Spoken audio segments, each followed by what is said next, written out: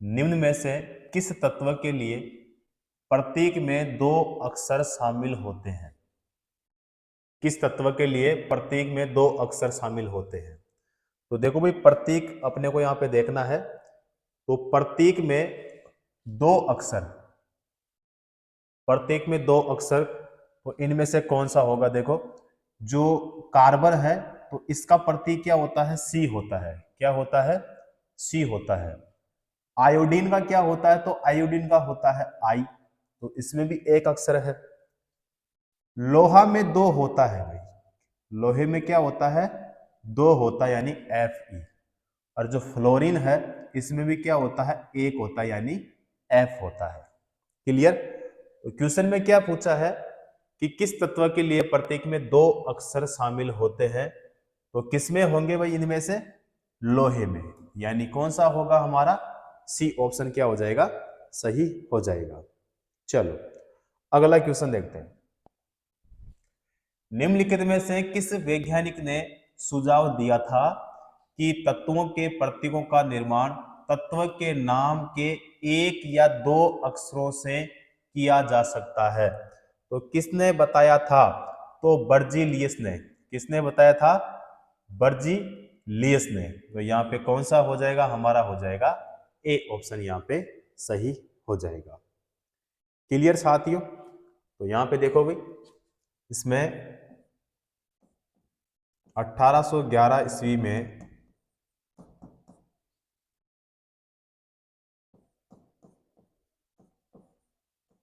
Berzelius ने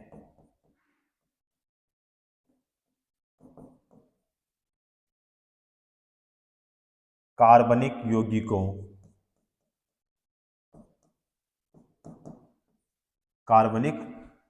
यौगिकों के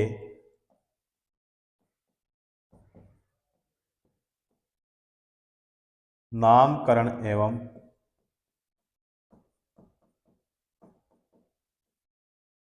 संकेत सूत्रों की पद्धति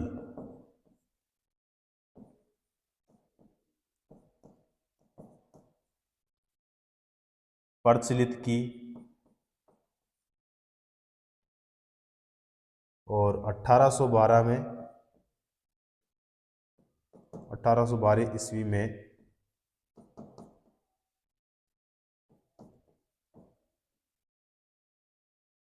इन्होंने विद्युत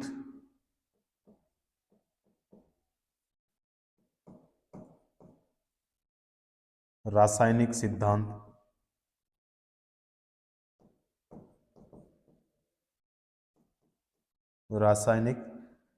सिद्धांत या फिर द्वैत सिद्धांत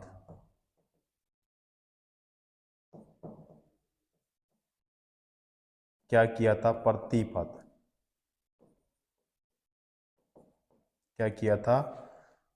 प्रतिपादित किया। तो इसके अनुसार प्रत्येक लवण या यौगिक के दो भाग होते हैं, एक ऋणात्मक और दूसरा धनात्मक, या एक अम्लीय और दूसरा क्या होता है? क्षारीय होता है। क्लियर साथियों? तो कौन सा हो जाएगा यहाँ पे? बर्जिलियस, यानी हमारा हो जाएगा ए ऑप्शन सही हो जाएगा। चलो अगला क्वेश्चन देखो। निम्नलिखित में से किन वैज्ञानिकों ने सुझाव दिया कि तत्वों के प्रत्येक तत्व के नाम के एक या दो अक्षर से बने होते हैं? तो बर्जीलियस ने, यानी कौन सा हो जाएगा यहाँ पे? सी ऑप्शन क्या हो जाएगा? सही हो जाएगा। तो इसमें देखो भाई, जोन्स जेकब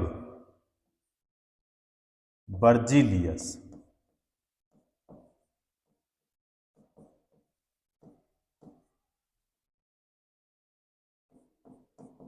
एक रसायनज्ञ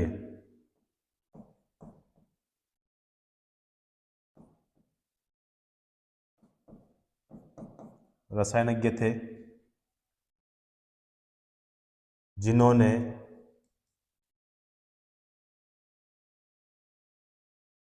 यह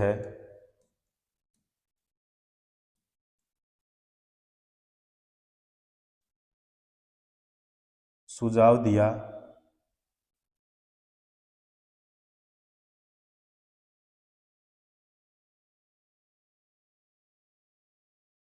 कि तत्वों के प्रतीक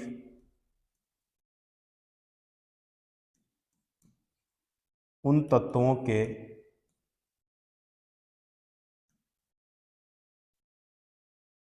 अंग्रेजी नामों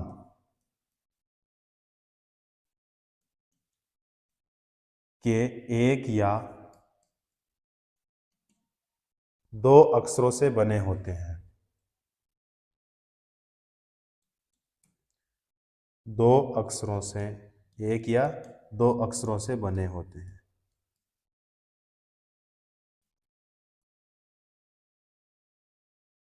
यानी किसी तत्व के प्रतीक, किसी तत्व के प्रतीक के पहले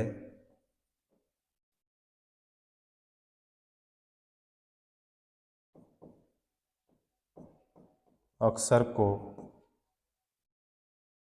सदैव बड़े अक्षर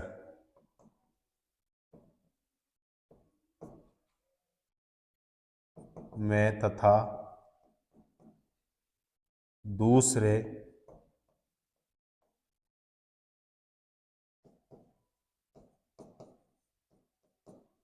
अक्षर को छोटे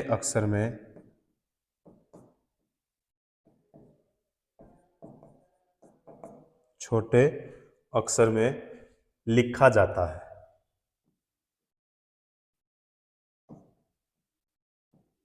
लिखा जाता है, एक सेकेंड में।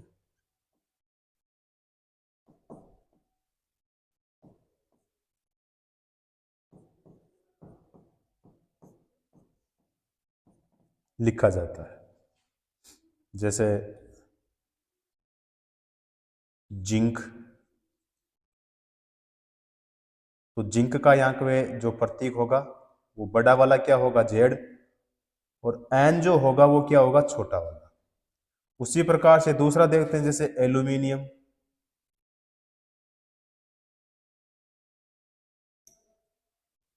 अब इसका क्या होता है, ए एल होता है।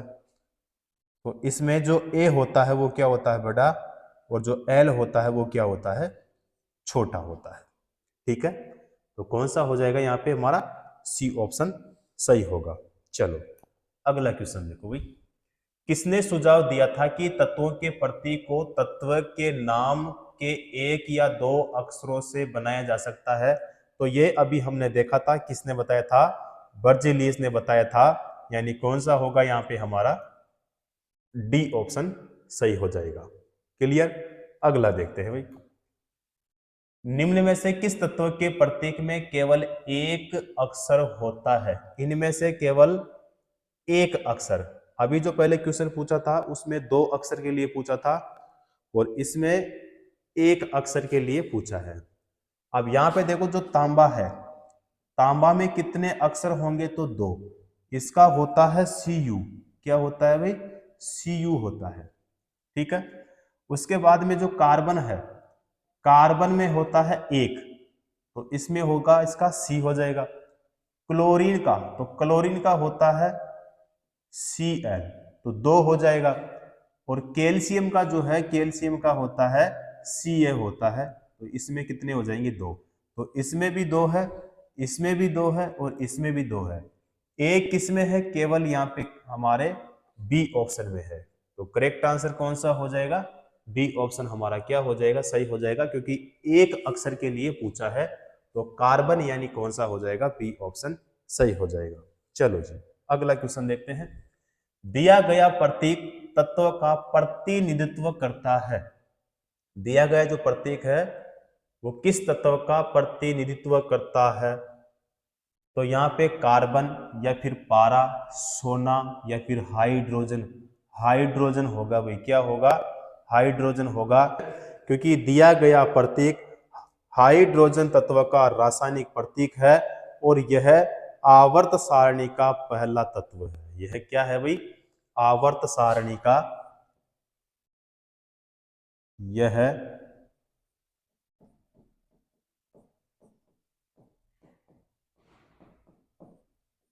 आवर्त सारणी का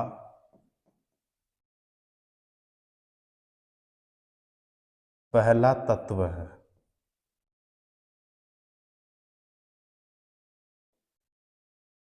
ठीक है, तो कौन सा होगा भाई? यहां पे हमारा हो जाएगा डी ऑप्शन, हाइड्रोजन। चलो जी, इनमें से कौन सा तत्व एक उपधातु है? कौन सा इनमें से एक उपधातु है? तो यहाँ पे एस एन होगा या फिर जी होगा या फिर यहाँ पे सी होगा या फिर पी बी होगा? तो यहाँ पे जीई होगा भाई, क्या होगा?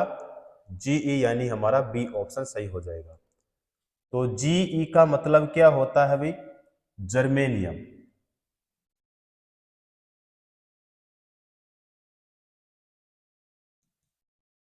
क्या है इसका मतलब? जर्मेनियम। तो यहाँ पे कौन सा हो जाएगा? हमारा हो जाएगा बी ऑप्शन सही हो जाएगा। देखो,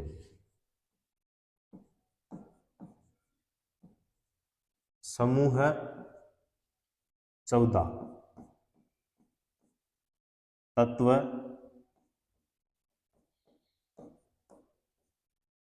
जिसे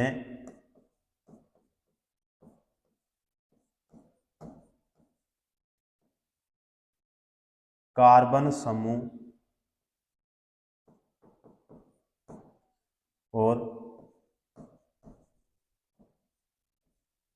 समूह के तत्व,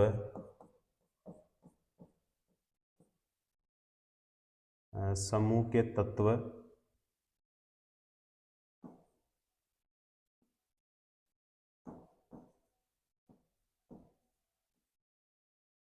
समूह भी कहा जाता है।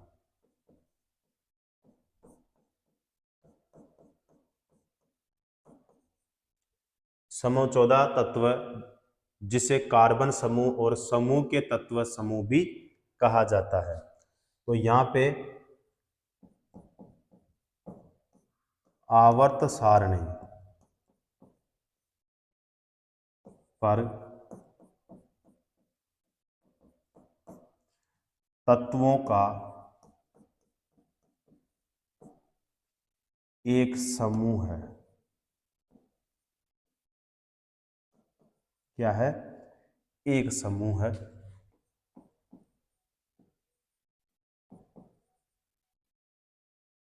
प्रत्येक तत्व में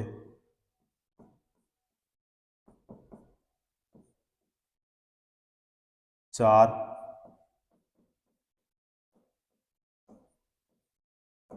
वैलेंस इलेक्ट्रॉन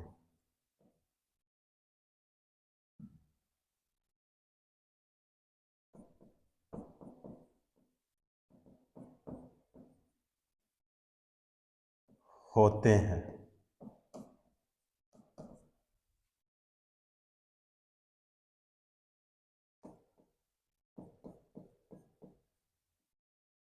केवल कार्बन ही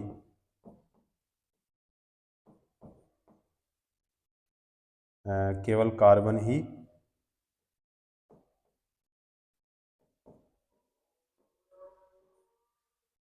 ऋणायन बनाता है।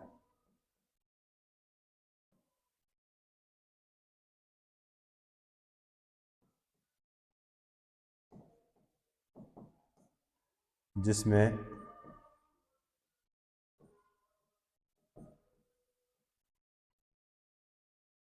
जर्मेनियम एक क्या है भाई? उपधातु।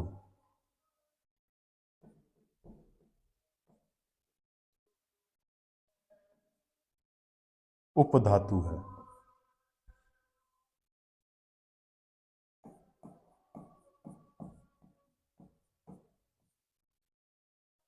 सीसा समूह है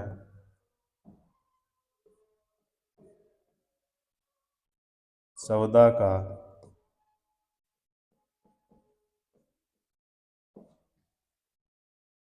एकमात्र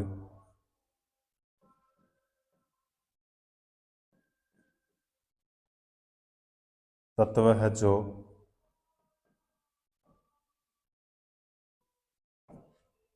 सभी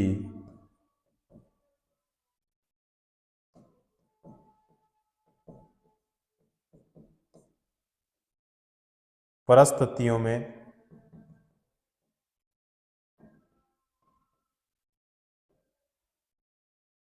संरचना और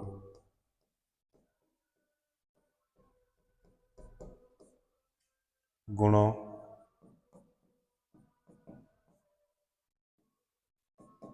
दोनों में क्या है भाई,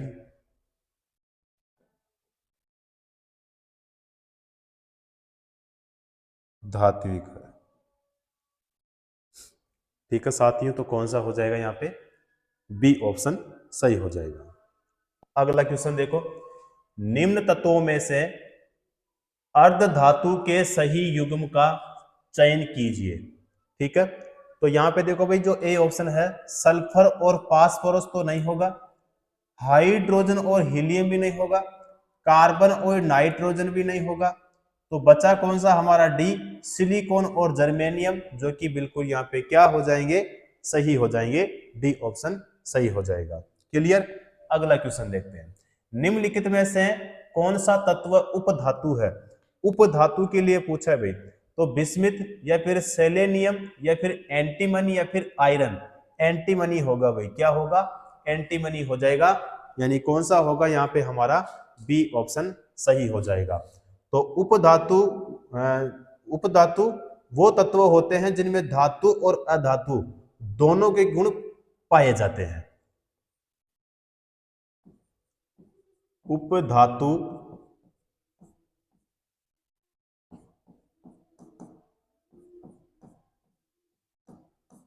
वो तत्व होते हैं जिनमें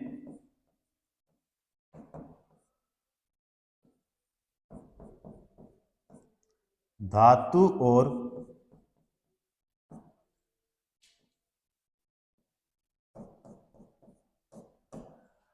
अधातु दोनों के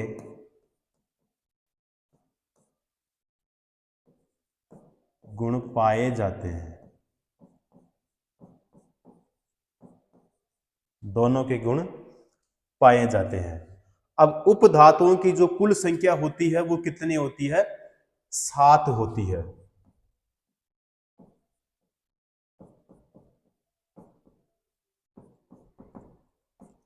उपधातुओं की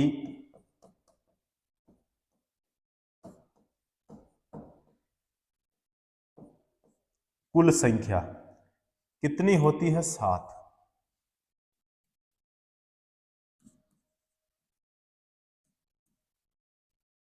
पहली कौन सी होती है, बोरोन।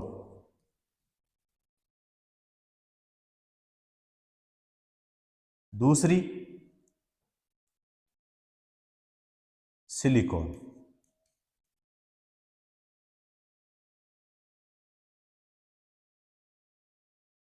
जर्मेनियम।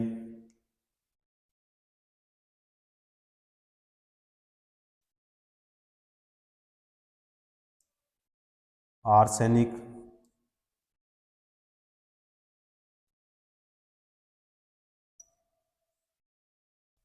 एंटीमनी। एक सेकंड भाई, चौथा ना ये,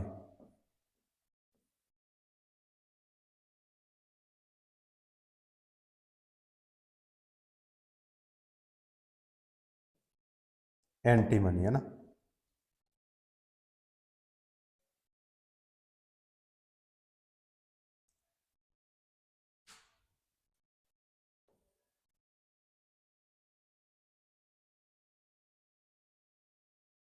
गैलेरियम। और पोलोनियम।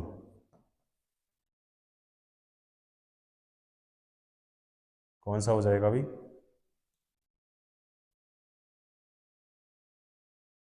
पोलोनियम। ठीक है, तो कौन सा हो जाएगा? बी ऑप्शन सही हो जाएगा। अगला देखो, कौन सा तत्व न तो धातु है और न ही अधातु है? इनमें से कौन सा न तो धातु है और न ही अधातु है? तो देखो भाई, यहाँ पे P या फिर Ge या फिर Mg या फिर Al। तो Ge हो जाएगा भाई। क्या होगा? Ge होगा, यानी Ge का मतलब है जर्मेनियम। तो जर्मेनियम तत्व न धातु और न ही अधातु है, यानी यह एक उपधातु है भाई। क्या है? उपधातु। यह एक क्या है? उपधातु। क्लियर? अगला देखो भाई, अधातुओं के संबंध में दिए गए कथनों में से कौन सा सत्य है? अधातुओं के संबंध में दिए गए कथनों में से कौन सा कथन यहाँ पे सत्य होगा?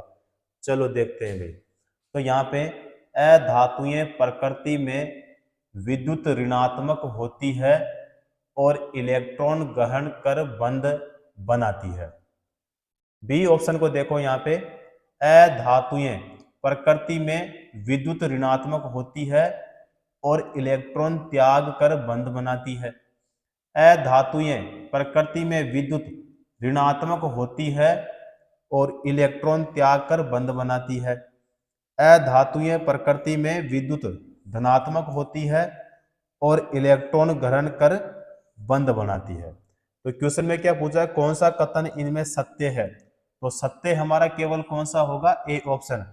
अधातुएं प्रकृति में विद्युत ऋणात्मक होती है और इलेक्ट्रॉन ग्रहण कर बंध बनाती है। कौन सा हो जाएगा भाई? यहाँ पे हमारा हो जाएगा ए ऑप्शन सही हो जाएगा। चलो जी, अगला क्वेश्चन देखो, निम्नलिखित में से कौन सी उपधातु नहीं है? इनमें से कौन सी उपधातु नहीं है?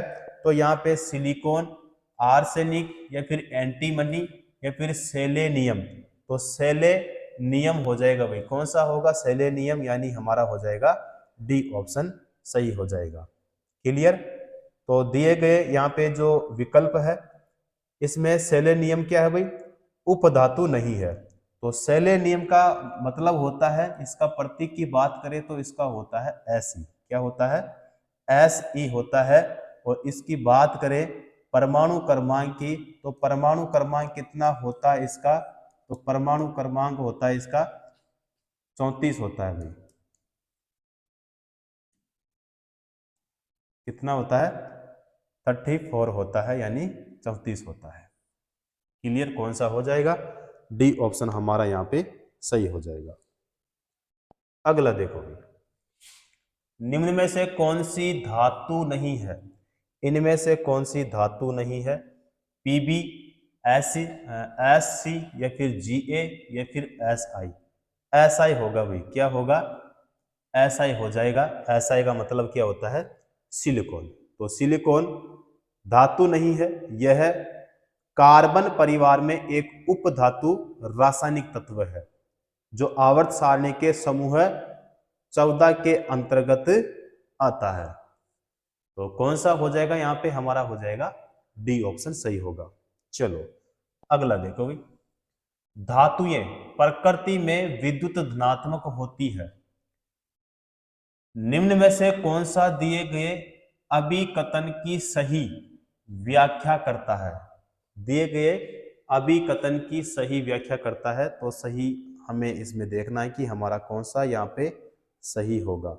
देखो भाई, धातुएं ऋणायन बनाने के लिए इलेक्ट्रॉन ग्रहण करती है। धातुएं ऋणायन बनाने के लिए इलेक्ट्रॉन त्यागती करती है। धातुएं धनायन बनाने के लिए इलेक्ट्रॉन ग्रहण करती है। या धात्विय धनायन बनाने के लिए इलेक्ट्रॉन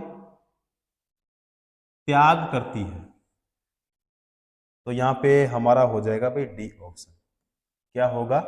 डी ऑप्शन सही हो जाएगा। तो देखो, धातुएं जो है प्रकृति में विद्युत धनात्मक होती है, क्योंकि यहां पे देखो भाई, इलेक्ट्रॉन इलेक्ट्रॉन का अगर त्याग करती है तो जो धातु है वो क्या हो जाएगी? धनात्मक। क्या होगी भाई? धनात्मक होगी।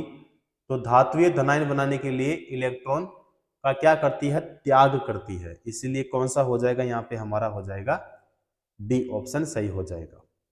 क्लियर? चलो अगला देखते हैं भाई, किसकी प्रकृति विद्युत धनात्मक होती है? तो अधातुओं या फिर अर्ध धातुओं या फिर धातुओं या फिर उपधातुओं? धातुओं होगा भाई। क्या होगा? धातुओं हो जाएगा। यानी कौन सा होगा? हमारा बी ऑप्शन क्या हो जाएगा? यहाँ पे सही हो जाएगा।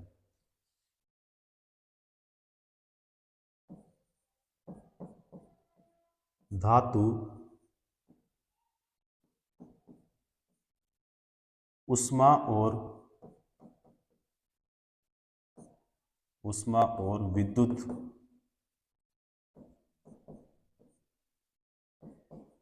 के अच्छे चालक होते हैं।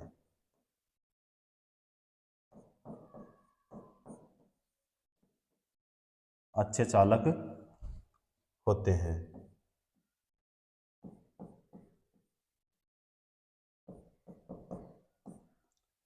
धातुओं की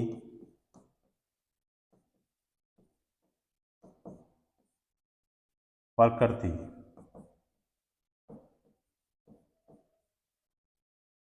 विद्युत धनात्मक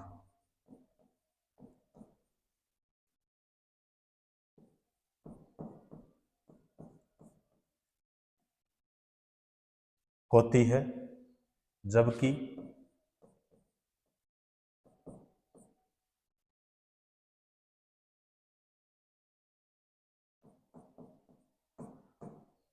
अधातु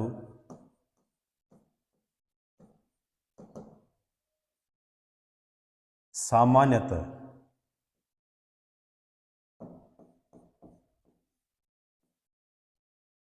भंगुर, चमकहीन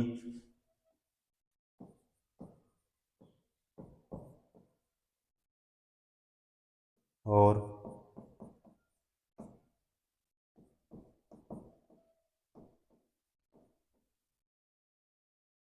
विद्युत तथा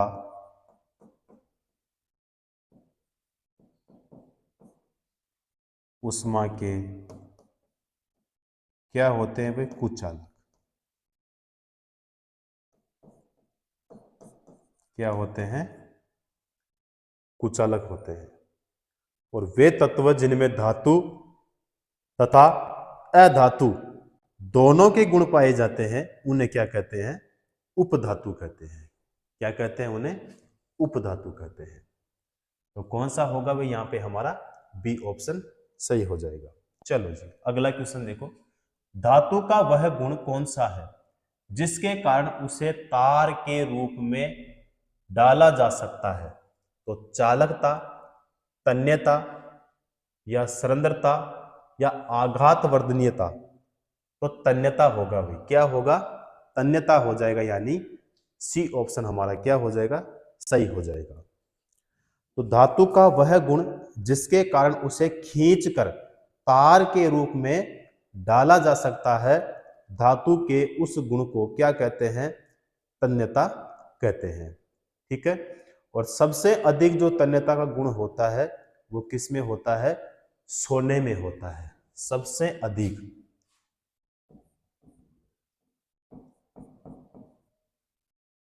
सोने में सबसे अधिक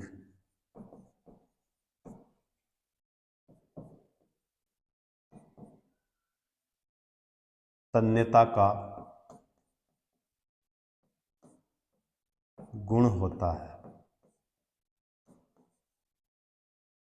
ठीक है, सोना का मतलब क्या होता है भाई, Au।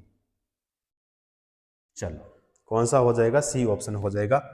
अगला क्वेश्चन करते हैं, प्रकृति में विद्युत धनात्मक होती है तो धातुएं या फिर अधातुएं, उपधातुएं, अर्धधातुएं, धातुएं होती है भाई, क्या होगी, धातुएं होगी, यानी कौन सा हो जाएगा यहाँ पे हमारा हो जाएगा ए ऑप्शन सही हो जाएगा। क्लियर। तो ऐसे तत्व जो इलेक्ट्रॉन को त्याग कर धनायन प्रदान करते हैं तो वो क्या कहलाते हैं, धातु। और धातुएं चमकदार, आघातवर्धक और तन्य होती है। और धातुएं जो है उष्मा एवं विद्युत की क्या होती है भाई, सुचालक होती है। तो कौन सा होगा यहाँ पे हमारा, धातुएं, यानी ए ऑप्शन सही हो जाएगा। अगला देखो, धातु में एक मुक्त इलेक्ट्रॉन के पथ का आकार क्या होता है।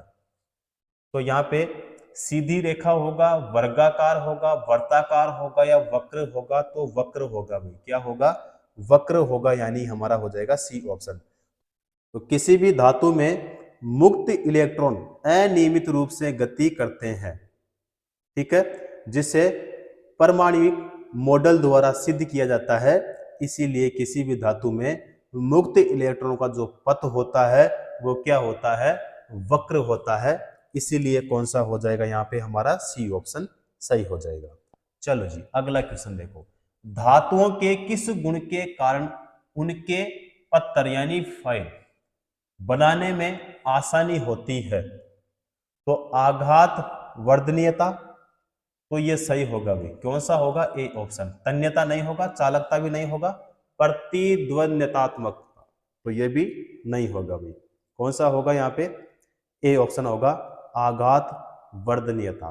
ठीक है, तो धातु को पीट कर पतली चादर बनाया जा सकता है, इस गुण धर्म को क्या कहते हैं, आघात वर्धनीयता कहते हैं।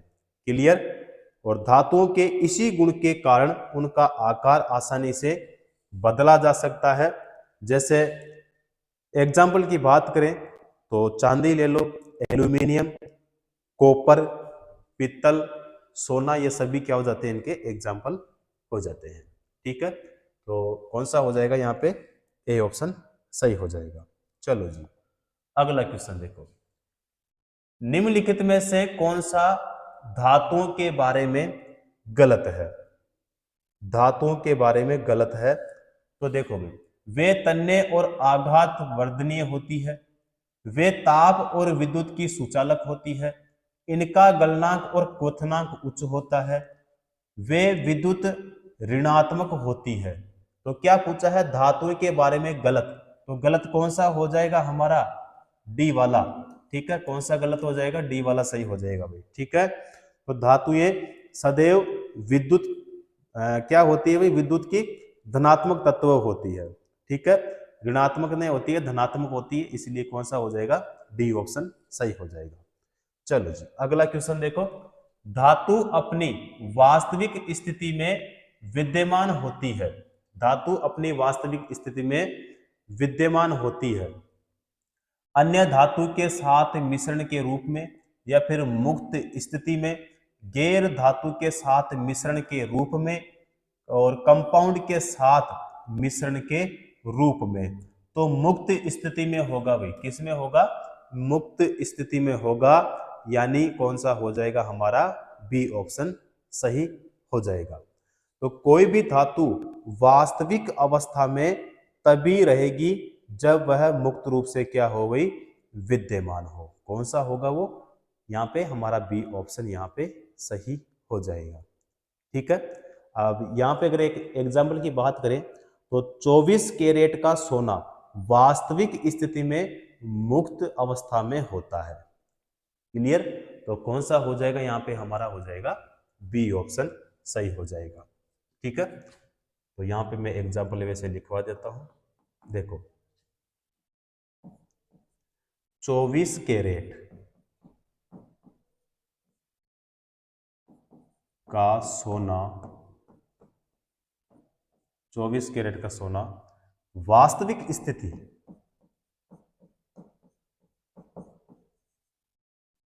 वास्तविक स्थिति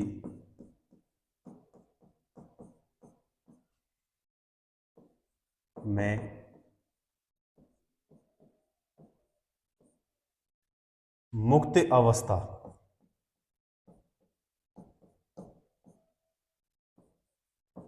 में होता है। तो इसको एक दूसरा भी मैं लिखवा देता हूं।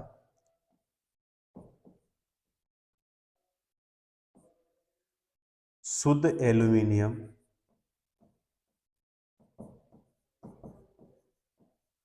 शुद्ध एल्यूमिनियम हवा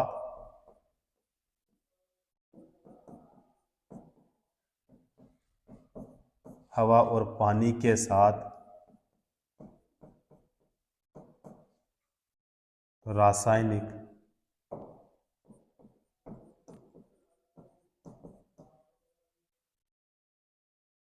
संयोग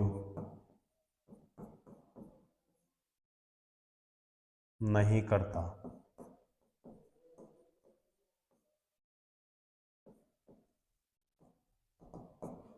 अतः वह वास्तविक स्थिति में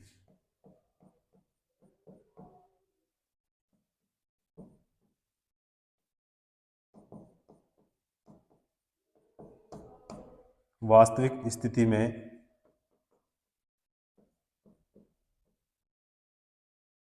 मुक्त अवस्था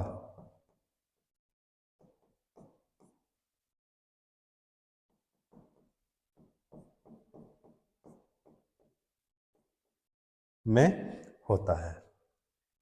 क्लियर साथियों, कौन सा हो जाएगा? बी ऑप्शन क्या हो जाएगा यहाँ पे हमारा सही हो जाएगा। चलो अगला क्वेश्चन देखो। निम्न में से क्या अधातुओं का भौतिक गुण नहीं है? इनमें से अधातुओं का भौतिक गुण नहीं है तो केवल ठोस अवस्था में होते हैं, आघात वर्धनीय न होना और तन्यता, उष्मा और विद्युत के कुचालक, निम्न गलनांक और क्वथनांक। तो यहाँ पे क्वेश्चन में क्या पूछा है? अधातुओं का भौतिक गुण नहीं है तो केवल ठोस अवस्था में होते हैं। तो यहाँ पे ये वाला सही हो जाएगा। यहाँ पे हमारा क्या हो जाएगा? ए ऑप्शन सही हो जाएगा। तो अधातुओं के भौतिक गुण की बात करें तो वैसे मैं लिखवा देता हूं यहां पे अधातुओं,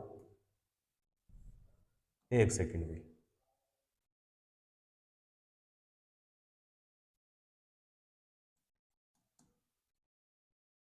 अधातुओं के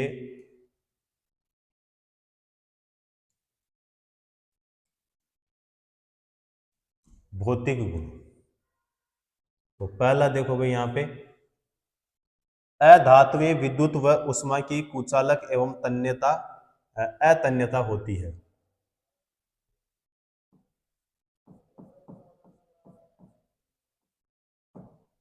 अधातुएं विद्युत व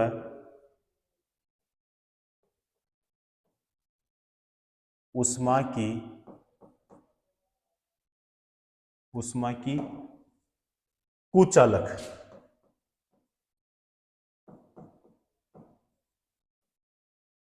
कुचालक एवं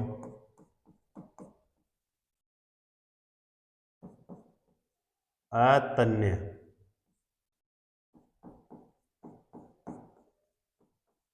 होती है। दूसरा देखो भाई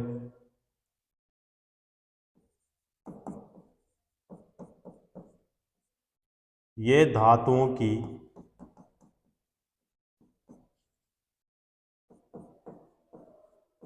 तरह कठोर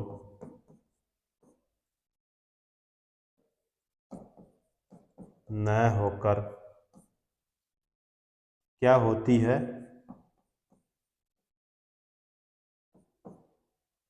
भंगुर होती है। क्या होती है? भंगुर होती है। तीसरा देखो भाई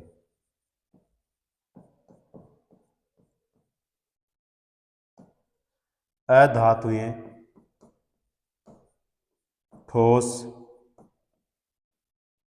द्रव, गैस, तीनों अवस्था,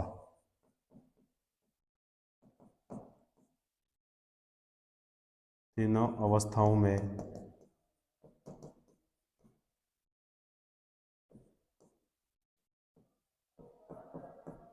पाई जाती है, तीनों अवस्थाओं में पाई जाती है।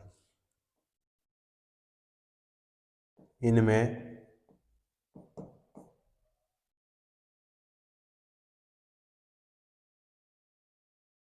आघात,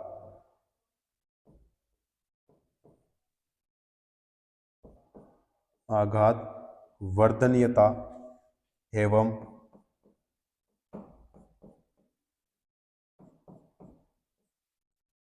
तन्यता का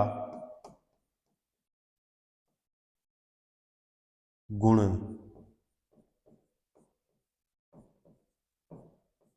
नहीं पाया जाता, नहीं पाया जाता है। अगला क्वेश्चन करते हैं।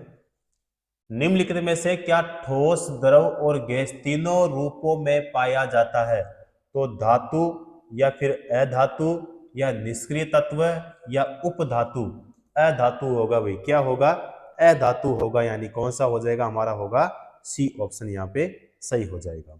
चलो अगला क्वेश्चन देखो भाई। धातुओं के संबंध में निम्न में से कौन सा कथन यहाँ पे गलत है? गलत इसमें हमें देखना है। तो सभी धातुएं चमकती है और उन्हें पॉलिश किया जाता है, तो ये हमारा गलत नहीं होगा भी। सभी धातुएं पारे को छोड़कर तरल में और मुलायम है, तो ये वाला हमारा क्या हो जाएगा भाई? गलत हो जाएगा। सभी धातुओं के गलनांक और क्वथनांक उच्च होते हैं और सभी धातुएं आघात वर्धनीय और नमनीय है, तो गलत हमारा कौन सा हो जाएगा? यहाँ पे बी ऑप्शन सही हो जाएगा। कौन सा होगा? बी ऑप्शन सही हो जाएगा भाई। ठीक है, सभी धातु पारे को छोड़कर तरल में है और मुलायम है। ठीक है, बी ऑप्शन हमारा सही हो जाएगा। अगला क्वेश्चन करते हैं। एक धातु के उस गुण को क्या कहा जाता है जिसमें उसकी सतह चमकदार होती है? तो आघात वर्धनीयता या फिर तन्यता या फिर कठोरता या धात्विक चमक? धात्विक चमक सही होगा भाई। क्या होगा? धात्विक चमक।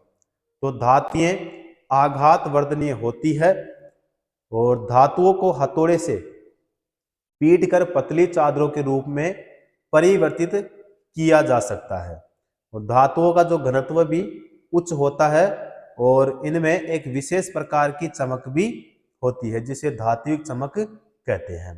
तो कौन सा हो जाएगा? डी ऑप्शन सही हो जाएगा, धात्विक चमक। चलो अगला देखते हैं। धातु आघात वर्धनीय और कोमल होती है क्योंकि, अब देखो यहाँ पे ए ऑप्शन है, परमाणु घनिष्ठ समूह बनाते हैं, या फिर धातु चमक सकती है, धातु के परमाणुओं की परतें एक दूसरे पर फिसल सकती है, धातु ध्वनि उत्पन्न करते हैं। तो धातु जो है, धातु के परमाणु की परतें एक दूसरे पर फिसल सकती है, तो कौन सा होगा यहाँ पे? सी ऑप्शन सही हो जाएगा। चलो अगला क्वेश्चन। धातुओं का वह गुण जिसके कारण उन्हें चपटा किया जा सकता है उसे आघात वर्धनीयता कहा जाता है। इनमें से कौन सा आघात वर्धनीयता का उदाहरण नहीं है? इनमें से तो देखो भाई, जो लिथियम फॉयल है या फिर स्वर्ण पत्र, इंडियम पन्नी या फिर चांदी की फाइल, तो इंडियम पन्नी होगा भाई। क्या होगा? इंडियम पन्नी होगा, यानी बी ऑप्शन सही हो जाएगा। क्लियर? अगला देखो। धातुओं के ऑक्साइड आमतौर पर होते हैं, धातु के ऑक्साइड आमतौर पर होते हैं तो बेसिक होते हैं भाई। क्या होते हैं? बेसिक होते हैं। ए ऑप्शन सही हो जाएगा। तो धातुओं के ऑक्साइड आमतौर पर क्या होता है, बेसिक। बेसिक का मतलब क्या होता है, क्षारीय होते हैं। बेसिक का मतलब क्या होता है भाई, क्षारीय।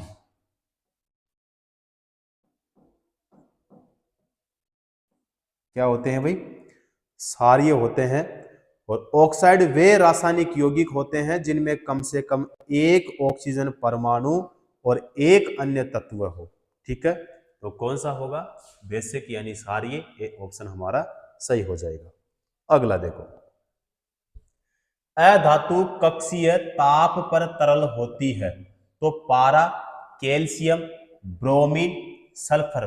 ब्रोमीन होगा भाई, क्या होगा, ब्रोमीन होगा, यानी हमारा बी ऑप्शन यहां पे सही हो जाएगा। कौन सा होगा, बी ऑप्शन।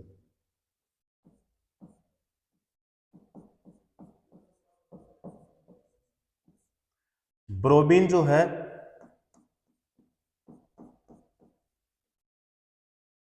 हेलोजन श्रेणी, हेलोजन श्रेणी का तत्व है।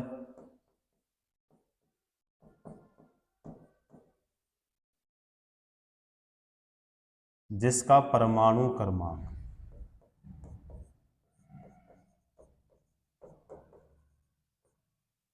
बताओ कितना है, 35, 35 है।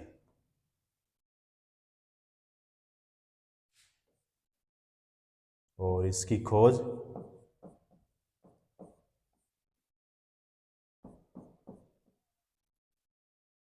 इसकी जो खोज है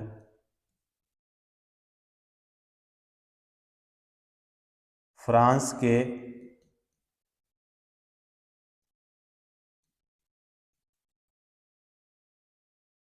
वैज्ञानिक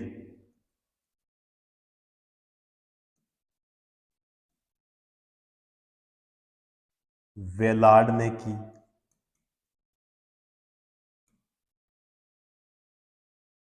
ठीक है, तो कौन सा होगा, ब्रोमीन हो जाएगा, बी ऑप्शन सही होगा। अगला देखो, एकमात्र अधातु है जो तरल अवस्था में मौजूद है, जो तरल अवस्था में मौजूद है। तो ब्रोमीन, बोरोन, पारा, क्लोरीन। ब्रोमीन होगा भाई, क्या होगा, ब्रोमीन होगा, यानी कौन सा होगा हमारा, ए ऑप्शन सही हो जाएगा। तो ब्रोमीन एकमात्र अधातु है जो तरल अवस्था में मौजूद है, ए ऑप्शन हमारा सही हो जाएगा। चलो अगला क्वेश्चन, तरल अवस्था में पाई जाने वाली धातु कौन सी होती है, तो कैल्शियम, हीलियम, पारा, ब्रोमीन। तो ये अभी हमने किया था, तो ब्रोमीन यानी कौन सा हो जाएगा, डी ऑप्शन सही हो जाएगा। चलो नेक्स्ट क्वेश्चन, सौर पैनल में निम्न में से कौन सी धातु प्रयुक्त होती है, तो गोल्ड हो या फिर सिल्वर या फिर सिलिकॉन या फिर कॉपर। सिलिकॉन होती है भाई, क्या होती है, सिलिकॉन होती है, यानी बी ऑप्शन सही हो जाएगा। तो सौर पैनल फोटोवोल्टिक प्रभाव यानी प्रकाश विद्युत प्रभाव के माध्यम से विद्युत उत्पादन करने के लिए सूर्य से प्राप्त ऊर्जा फोटोन का उपयोग करते हैं। ठीक है, तो कौन सा होगा यहाँ पे, सिलिकॉन, यानी बी ऑप्शन सही हो जाएगा। क्लियर, अगला क्वेश्चन करते हैं, धातुएं विद्युत की अच्छी सुचालक होती है क्योंकि उनमें बहुत सारे ढीले आबंधित होते हैं। तो बताओ यहाँ पे परमाणु होगा या फिर इलेक्ट्रॉन होगा या फिर प्रोटॉन होगा या फिर न्यूट्रॉन होगा। तो बताओ यहाँ पे क्या होगा, तो इलेक्ट्रॉन होगा भाई, क्या होगा, इलेक्ट्रॉन होगा, यानी कौन सा होगा, सी ऑप्शन सही हो जाएगा। तो धातुएं विद्युत की अच्छी सुचालक होती है क्योंकि उनमें बहुत सारे ढीले आबंधित इलेक्ट्रॉन होते हैं और इन्हीं इलेक्ट्रॉनों के माध्यम से धातुओं में क्या होता है, धारा का प्रवाह होता है। तो धारा का प्रवाह जो होता है वो किसके कारण होता है, इलेक्ट्रॉन के कारण। तो इलेक्ट्रॉनों का जो प्रवाह होता है वो क्या कहलाता है, विद्युत धारा। तो विद्युत धारा जो है वो किसके कारण प्रवाहित होती है भाई, इलेक्ट्रॉन के कारण। और इलेक्ट्रॉन भी कौन से हो, फ्री इलेक्ट्रॉन। क्लियर, तो कौन सा होगा यहाँ पे हमारा सी ऑप्शन सही हो जाएगा। अगला क्वेश्चन देखते हैं, निम्न में से कौन सा कथन यहाँ पे गलत है? गलत इसमें देखना है कौन सा गलत है। तो अधातुए ऋणायन बनती है, अधातुए अम्लीय ऑक्साइड बनाती है, धातुए धनायन बनाती है, अधातुए विद्युत की कुचालक होती है। तो यहाँ पे अधातुए धनायन बनाती है, कौन सा होगा? सी ऑप्शन सही हो जाएगा। तो अधातुए धनायन नहीं बनाती है भाई, क्योंकि अधातुए इलेक्ट्रॉन ग्रहण कर ऋणायन बनाती है और ऑक्सी कारक के रूप में कार्य करती है। तो गलत कौन सा हो जाएगा यहाँ पे? हमारा सी ऑप्शन सही हो जाएगा। क्लियर? तो आज की क्लास को साथियों हम यहीं पे समाप्त करेंगे और उसके बाद में करेंगे इससे अगली नेक्स्ट वाली क्लास में।